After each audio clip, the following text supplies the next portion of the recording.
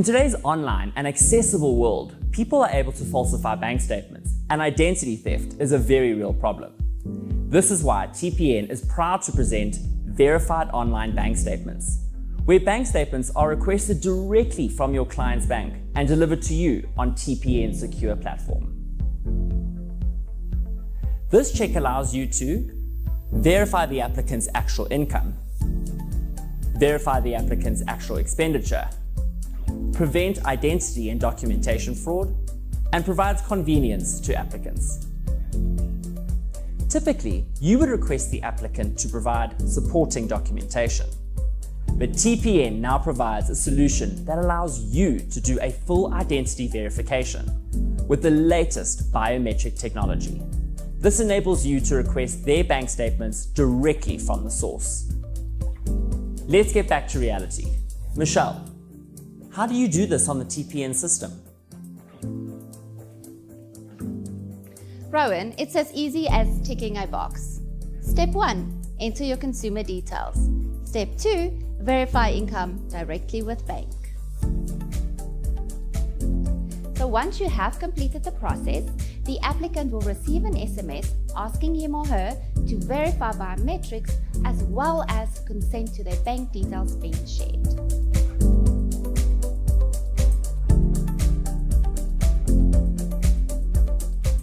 Log on to TPN Credit Bureau to verify your applicants today.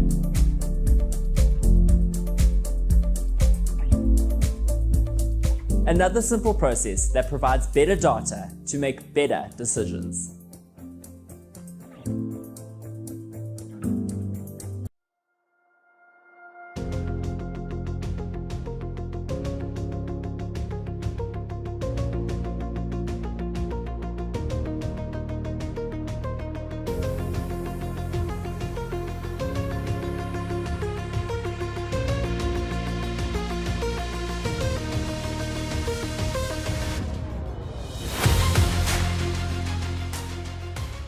Hi there.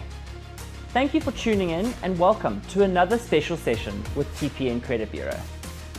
We will start shortly, but first let's get you properly set up to maximize your experience. Remember to log into YouTube to access the live chat.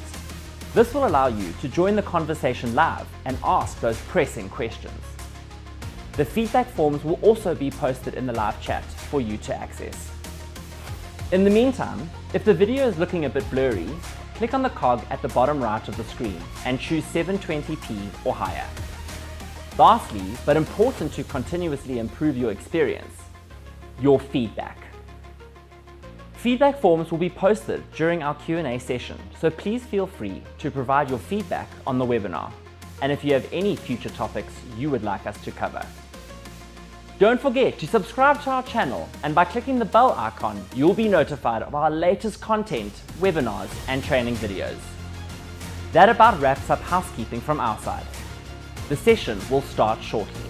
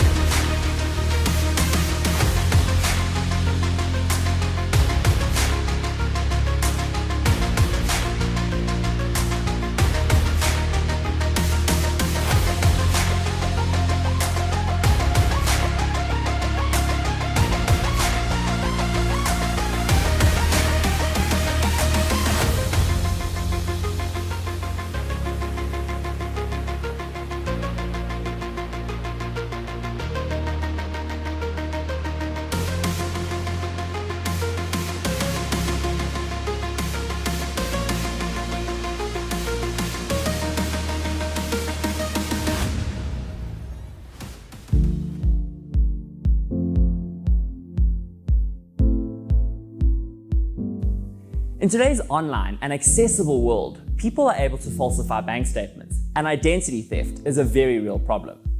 This is why TPN is proud to present verified online bank statements, where bank statements are requested directly from your client's bank and delivered to you on TPN secure platform. This check allows you to verify the applicant's actual income, verify the applicant's actual expenditure, prevent identity and documentation fraud, and provides convenience to applicants. Typically, you would request the applicant to provide supporting documentation, but TPN now provides a solution that allows you to do a full identity verification with the latest biometric technology. This enables you to request their bank statements directly from the source. Let's get back to reality. Michelle, how do you do this on the TPN system? Rowan, it's as easy as ticking a box. Step 1, enter your consumer details. Step 2, verify income directly with bank. So once you have completed the process, the applicant will receive an SMS asking him or her to verify biometrics as well as consent to their bank details being shared.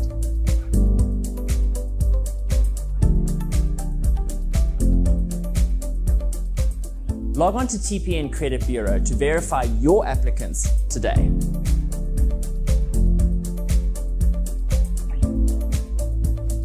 Another simple process that provides better data to make better decisions.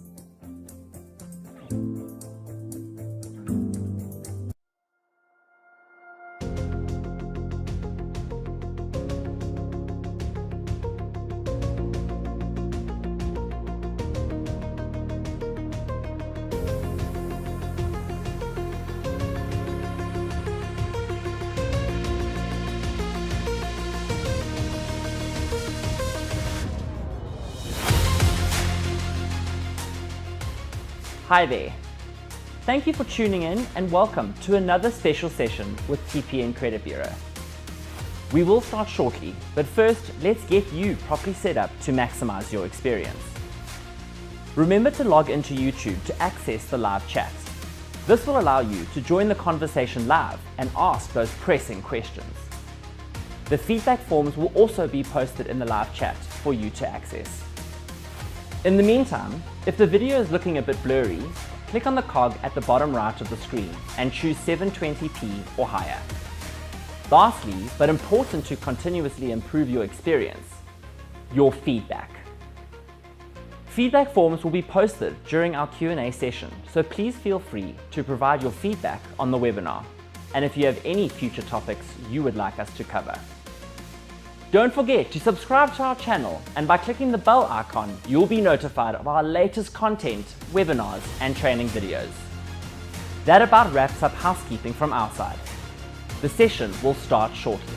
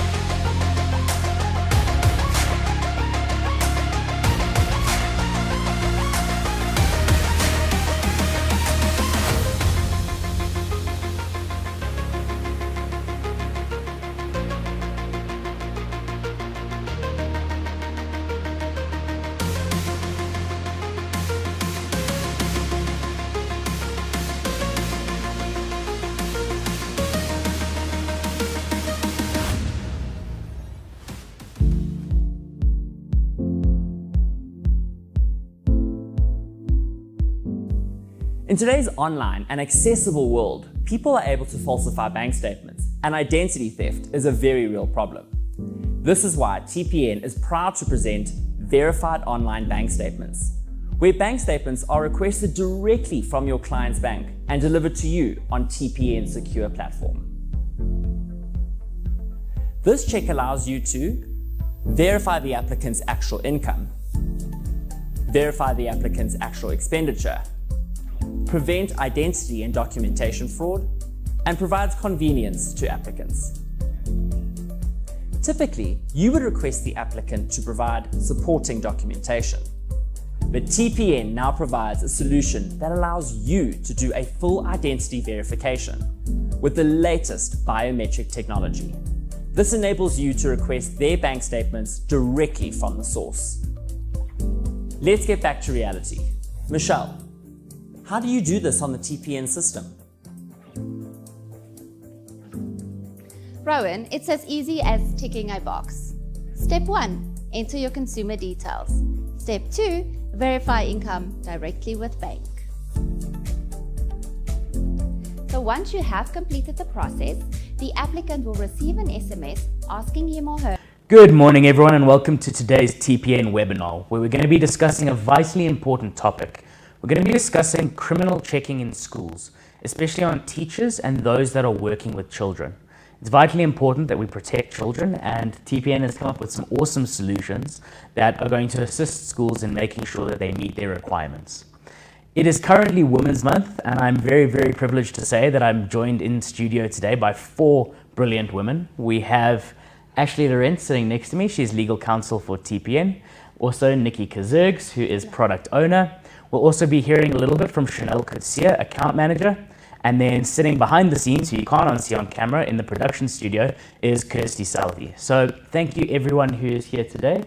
We're going to hop right into it now. Ashley, if you're a school, you obviously have this obligation in terms of the acts that are in play. Can you just give us a little bit of information about the acts and what exactly our obligations are as schools? Greg, thank you so much for that intro.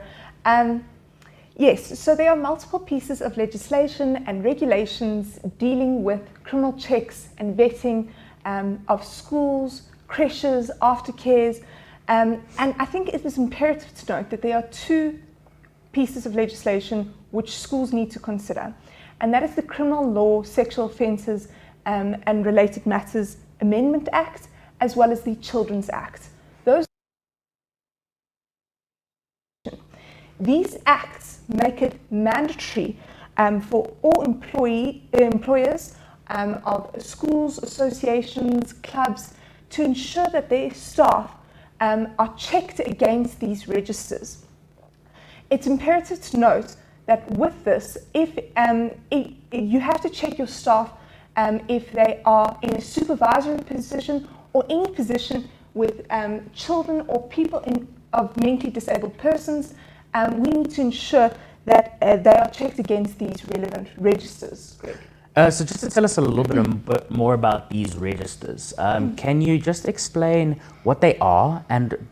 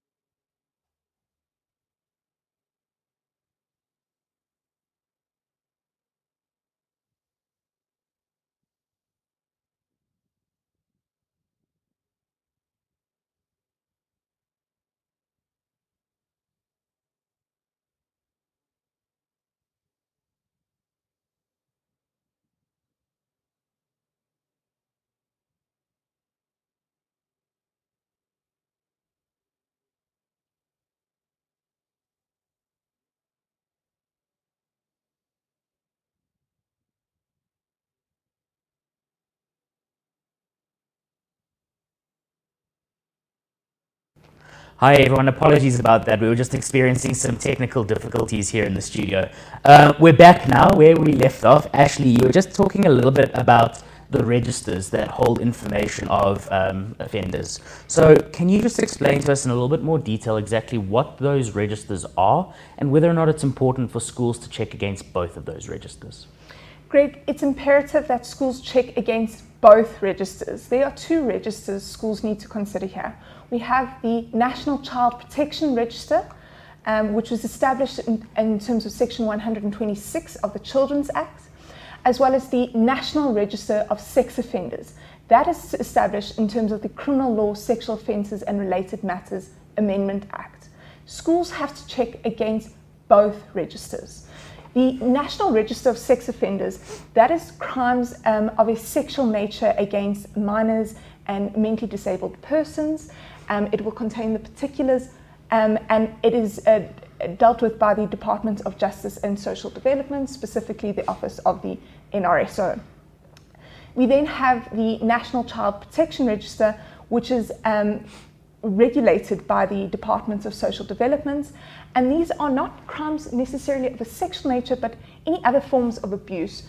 So it's imperative that schools and associations, clubs, creches, aftercares, anyone who has access to children or mentally disabled persons checks both registers, Greg.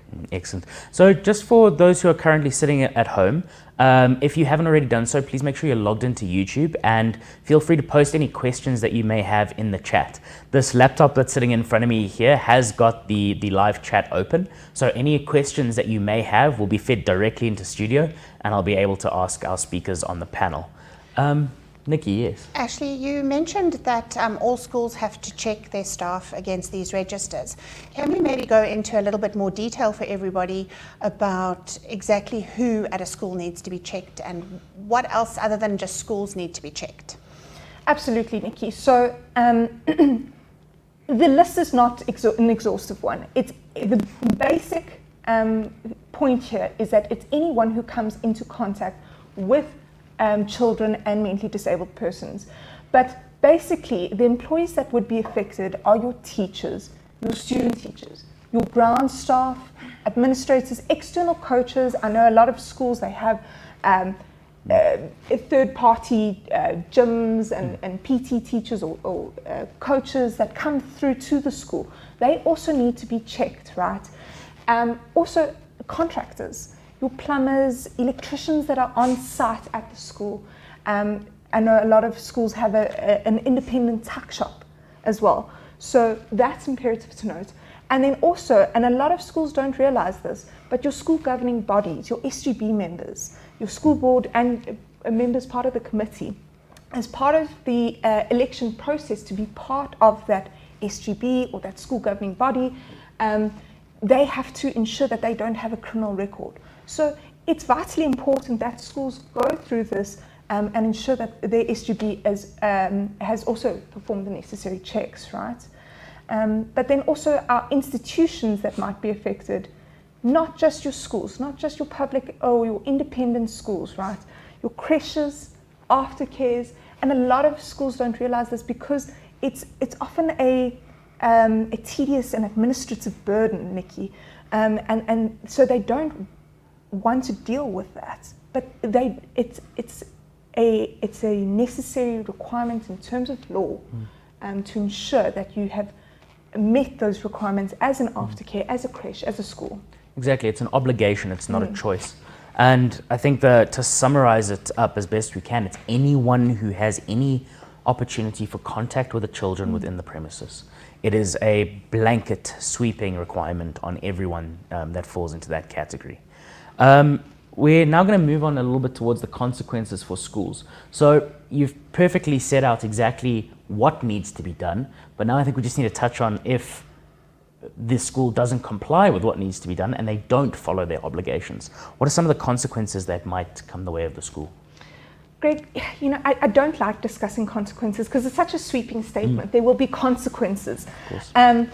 But not just a moral or an ethical consequence, but rather there are consequences of a criminal nature as well. So schools who do not check their staff against the appropriate registers, and it's found that one of their staff members has a criminal offence of a sexual nature against a minor and is working with that minor,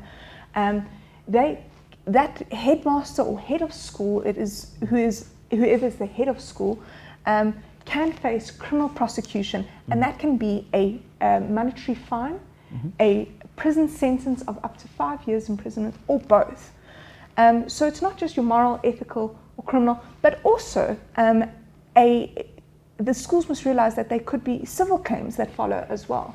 And so that can also be very damaging. But perhaps the most damaging is if a school does not meet these requirements and does not do the necessary checks, is a reputational damage that might follow for years to come. Yeah, so this is where we obviously have some solutions that TPN has to offer. So I'm going to ask Nikki a little bit now. So we're going to talk about when you actually come down time to submitting the checks to go look against the registers.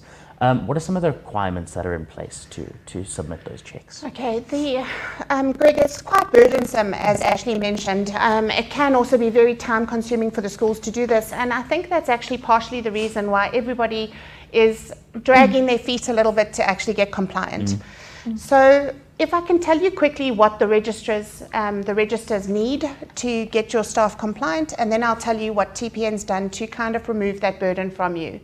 So for your child protection register, everybody would need to complete a Form 29. It's completed by the school and signed for by the school. They would be applying for clearance on behalf of their staff member. You would attach a certified copy of the identity document of the person that you are checking, and you would then deliver that to the Department of Social Development. If you're unable to get to the Department of Social Development in Pretoria, you can deliver it to your closest provincial office, and they will then ensure that that gets through. The results typically come back about 21 days following submission, and if you've done a whole batch of people, you'll get one document clearing 50 people sort of on a document signed and stamped by the person who has checked the document. The relevant registrar. I have put a web link below so that everybody can go on there and have a look. I find the details on the site quite lean as to what needs to be done. They don't tell you what to fill in on the form and all that information. So it's a little bit of trial and error. Then for the Registrar of Sexual Offences, the requirements are slightly more onerous again. This is where the time comes in that it may take you or your staff member to get certain documents. So you would fully complete and sign the J739 form, Form 8. You would have a certified copy of your ID, and you would need to go to your closest police station to get a fingerprint report. Previously, when the registrar was here on a webinar with us, she said you needed old-fashioned ink fingerprints. You now need to go to a police station. Some police stations charge for this report. They would hand you out a printout of your fingerprints, which can take up to 6 weeks. You would then put this together in a pack and hand deliver it again to your closest provincial office, or if you can go to the registrar herself, she's in Pretoria, you would deliver it to her offices, and you would get results. So Nikki, quite a process. It's quite a lot of admin. It's quite a lot of burden, and you know, typically when we're checking schools, they've got upwards of 200 staff. So to do this for 200 people, get all the paperwork together, get it to the offices, and then wait 21 plus days for results. It's quite a process, and it takes away from valuable teaching time, right? Exactly. Everybody's always got something better to do with their time, something that adds more value. So while we find this very burdensome, TPN didn't want schools to have to go through this. Our job is here to make sure that you comply and to help you comply. So we have designed a very simple solution for schools to use us in services. It's a simple 4-step process. The step 1 is to phone us and speak to Wendy. She's our school specialist, and make a booking for TPN to come into your school. We do require a minimum of 10 staff members to come to your school to do the checks. We would then come in, we would take electronic fingerprints for all your staff, and those then would give you an SAPS police report as well as your SACE certificate. Sorry to interrupt you then, Nikki. So it's just like, what's nice now is that you no longer have your staff members looking like Dalmatians with the manual fingerprints. Yes. It's now electronic fingerprint submissions, and that's fantastic. Yes, that is. It really is fantastic. So once we've done that at your school, we wait 24 to 48 hours for that SAPS fingerprint report to come back. We would then complete all the documents on your behalf. We would attach all the ID copies to it. We would do all the submissions, and all you would do is just wait for a result to come back. So that is the step for first-time solutions. Once you've done that, we've actually designed a monitor system within the TPN environment for you, to help you monitor the outcomes of these criminal checks. So here's a quick little overview of what the screens look like. It tells you how many staff members we've got listed on your accounts. Now, the staff members can be uploaded using an Excel spreadsheet. We can take it from your normal employment information that you already submit to TPN, or you can manually add staff by staff. There are specific fields that need to be completed for each staff member to enable us to complete the forms, but it's all there. It's really easy to use. Yeah. If you need more information again on the system, Wendy would be able to take you through it as an existing client and show you how everything works. Yeah, Wendy can definitely assist with the submission of employment data for our schools, making it a lot easier. And we'll also be providing her details at the end of this webinar. There will be a slide coming up with all of the information that you need. So we're looking here a bit at the results and how easy it is to actually interpret them. Yeah. So we tried to make this as simple as possible. Green is good and red is bad in the typical way. Pretty standard. It's pretty standard. We've tried to make the results as easy as possible. So within the monitor, you would get a list of staff. As you can see, I've removed all the personal information on the screenshot so we can show it to you. We've had videos blocked previously where they think we're sharing personal information, but we're not. And here you would be able to see a list of all your staff, any outstanding actions that may need to be taken place by the school, and an orange button to show you that your check may have expired and that you can resubmit the check for future. So it's a nice little teaser to what we're going to be discussing a little bit later. So we wanted to make it easier for you to continue your compliance on an annual basis. I've actually jumped ahead. So that's okay. As part of the criminal check, we've got a really easy to understand indicator. It lists the 3 components that are applicable to schools: your initial fingerprint check with SAPS and the results. As you can see on screen, I've got a green one, an orange one, and a red one, and those show the results. So green means it's all clear, no illicit activity has been found against that ID number and fingerprints. The orange one shows that there is possible illicit activity and that we are still waiting for those results to come back. So it could just be pending, and your staff member may actually turn out to be green. And the red means that it's come back as something has been found against those fingerprints and against that ID number. Again, TPN here, when we get the illicit results, we send those directly to the HR director at the school or the principal at the school with details of what comes back from the police. It can take a little bit longer, in some cases up to 6 weeks, to get the full report of what that activity is. And it can really show any criminal charges that may have shown up against that person. And so, Nikki, just to interrupt you there, I think it's imperative to just discuss what, if should illicit activity come up, what the school should do and how best to approach this. The process of handling it. Yeah. How best to handle it. What is best practice? Yes, exactly. If it is a crime of sexual nature against a minor or mentally disabled person, the school has an obligation to terminate that employee's employment agreement forthwith, immediately. That is imperative for schools to note. Obviously, if it is another crime, it is very much dependent on the type of crime and the position that staff member holds. For example, someone who works in finance and it's a crime of fraud. Obviously, that can result in a lot of disciplinary issues and will most likely result in dismissal.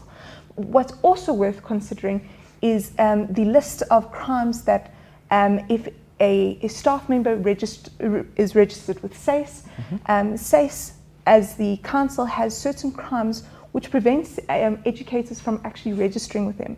So it's also worth checking with SACE if illicit activity comes up. So for those at home that maybe don't know what SACE is, Yes, that's the South so African? it's the South African Council of Educators. Exactly. The South African Council of Educators, SACE, has a list of crimes which may prevent a staff member from or an educator from registering with the council. So it's worth checking with SACE as well. And obviously SACE has a Fit to Teach committee, which they will run their own procedures as well as a council.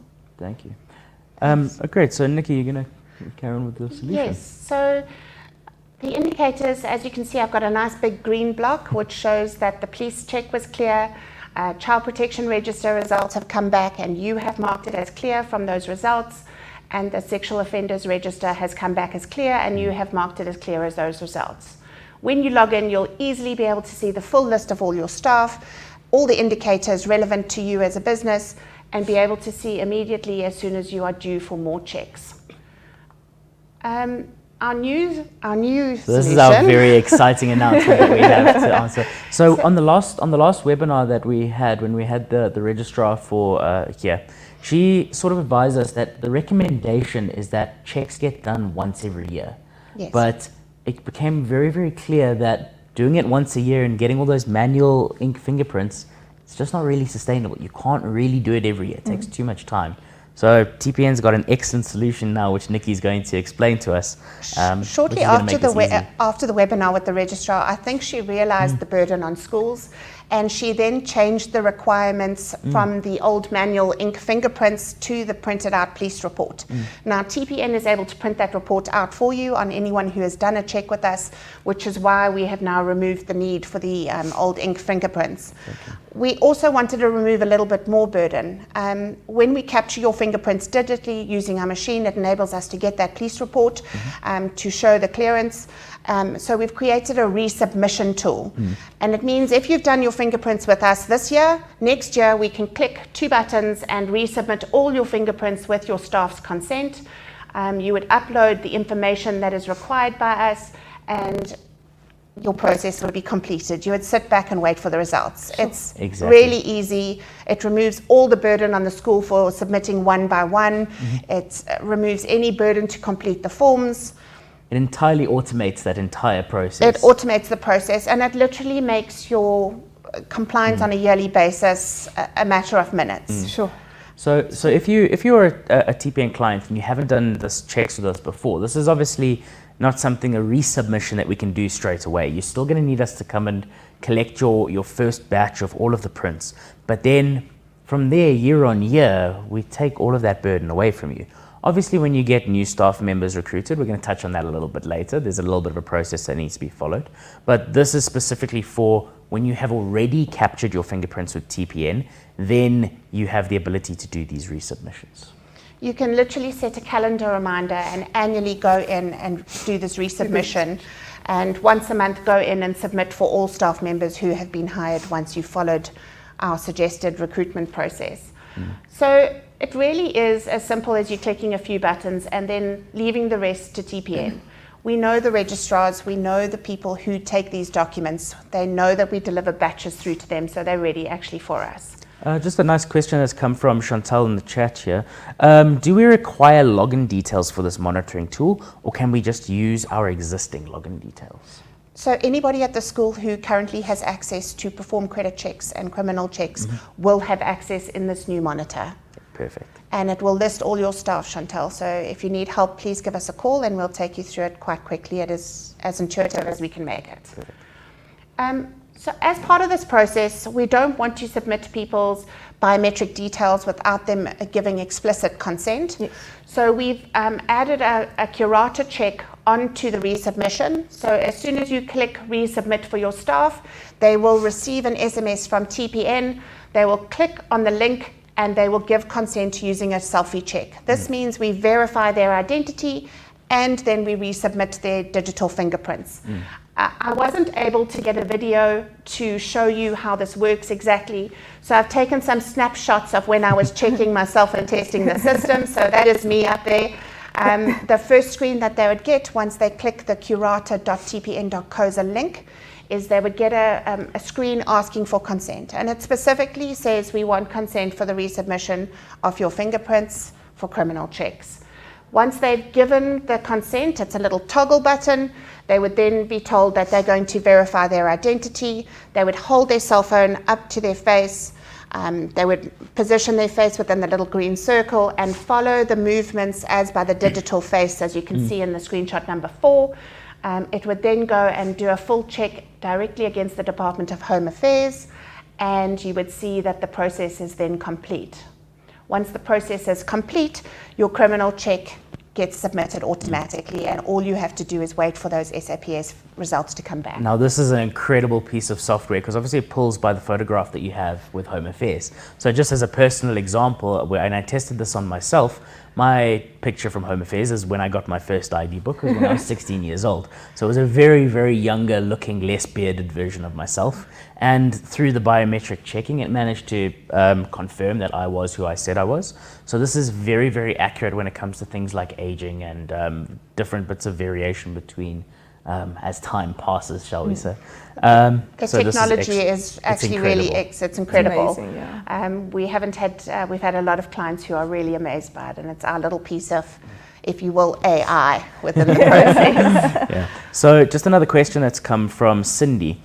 Can parents ask schools to confirm if their staff are compliant, and are the schools compelled to provide feedback?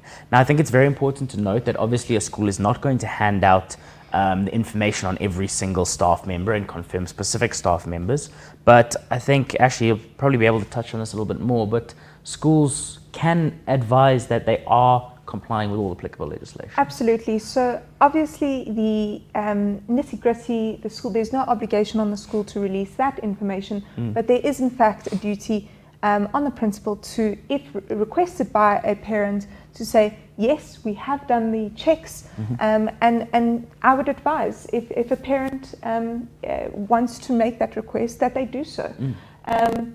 And so they can make that request, but yeah, definitely. It's to provide peace of mind and a safe Exactly. environment for children. There's no reason why that can't. In fact, I think TPN can almost take it a step further. If you do all your checks with TPN and provide us with a full list of your staff, we're actually able to provide you with a compliance certificate to tell you that we have done these checks for you and your percentage of staff that were checked. So, and that you can display then in your reception area, and should any parents ask to see it, you can say, You can direct step them right there. up, here it is on my wall, I can show you. So TPN's tried to cover that as well. Perfect. So we touched on it very briefly earlier, but we're gonna move on to the new staff recruitment process. As we sort of touched on, these resubmissions are all available for when you've already checked your staff. And if you're doing a first batch of checks with us, we'll come and check all your staff. But when you get a new employee coming into your organization, it's a slightly different process. So Chanel is now going to come to us and she's going to explain exactly how this process works from a new recruitment point of view. Thank you, Greg. So to conduct this check, the user would need to be signed in on TPN and click on Credit Checks. You will select Perform a new consumer credit check and complete all of the information of that particular individual on step 1. It's important to note that the inquiry reason for this purpose must be selected as employment/qualification verification. Once you've completed all of the individual's information, you will continue to step 2. On step 2, you will run the ID verification for that individual, and it's important to note that right at the bottom, you have to tick the consent box to ensure that you have received written permission from that specific individual before you can continue with this check.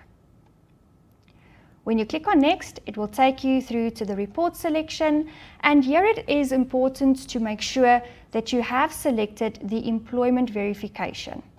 I want to highlight out that this is information that is based on reciprocity. You will not be able to conduct this check if the school also does not submit verified employment data. Once you have selected this, you will continue to select the TPN SAFE check right at the bottom in order for you to continue with the criminal investigation you want to do for that individual. You will click on Perform Credit Check, and that will then bring up an alert to make sure that you understand that individual will have to go and get their fingerprints captured in order for this process to be successfully conducted and verified. Once you tick the box and click on Finish, it will then provide you with the credit check result for that individual. On this summary page, we can see the consumer's information as well as the ID verification with a photo that has returned for them. At the top, you can then go and have a look at the Employment tab. The Employment tab will provide you with any previous or current employment information that is available for that individual. Here you will be able to identify the position they held at the company and what type of employment it was. Was it a casual base? Was it full-time? And we can also then confirm the start date and end date of that particular employment. It will highlight out to you what type of a salary did they earn while they were at that company. So for example, if they earned 100% basic salary, it will then confirm that it was 100%. Should they perhaps have earned it differently, where it is where it can be a split between 50% basic salary and 50% commission, that will then be highlighted out to you, as we can see on this example below. On this particular example, we can also see the reason for this person leaving this particular job of employment was that they were dismissed. And this is important because you need to understand what happened at that point in time. So in order to understand what the reason was for their dismissal, you can then reach out to the HR person by contacting the number as we can see there on the screen. If that person is still currently employed, it will then again confirm that they are currently employed and also what their salary type is made up of. The only information that we can see it does not display is the actual rand value of what that salary is, because that information is not able to be accessed. We can then continue to navigate to the CrimCheck tab right at the top. And this will then show you that for that current individual, the status will then reflect as waiting for the applicant to capture their fingerprints. So it's important for that individual that you are requesting the criminal check inquiry on that they need to capture their fingerprints, which we can arrange either to be done on site, if it's 10 or more, or they can visit one of our CrimCheck stations to go and capture their fingerprints. At the point where they have successfully done so, the user who has requested the check on the TPN system will then receive an email notification informing them that they can go and view the results by accessing it in their mailbox. To find that mailbox, you will sign in on TPN and click on Credit Checks. On your left-hand side, right at the bottom, you will there see that it's giving you the View Mailbox option. You will select that, and then you can go and navigate to the status field right at the far right-hand side, where you can see that the status will then show at that point in time as ready for viewing. And when you click on that person's name, it will then show you the result that has returned. In this particular case, we can see that the result that has been returned back is negative, and the description for that result is reflecting as no illicit activity has been identified. And that is how you will conduct this process on the TPN system itself. Thank you, Greg. Back to you guys.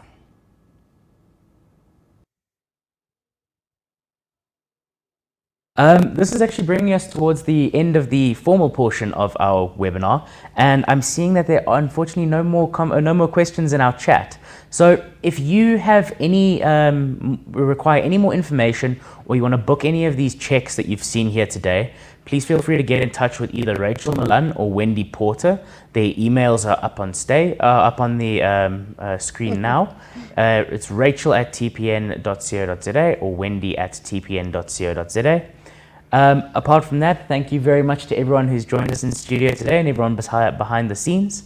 Thank you for joining us for another TPN webinar. If you have any questions that you think of a little bit later, please feel free to email helpdesk@tpn.co.za.